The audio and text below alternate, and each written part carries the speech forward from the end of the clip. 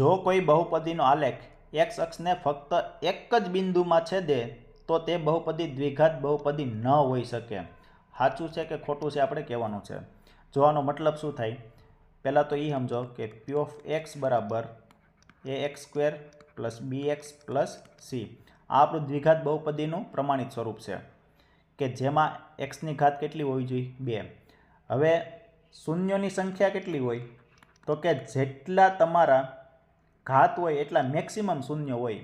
તો દ્વિઘાત બહુપદી વધુમાં વધુ કેટલા શૂન્ય હોય? 2 શૂન્ય હોય. વધુ મતલબ શું થાય? તો કે 2 હોય, 1 હોય અથવા 0 હોય અથવા નો પણ હોય. એટલે આ આલેખ આવું કહેવા માગે છે કે કોઈ બહુપદી છે અને એનો આલેખ એક્સ અક્ષને એક જ વખત છેદે છે તો એ દ્વિઘાત બહુપદી ન હોય.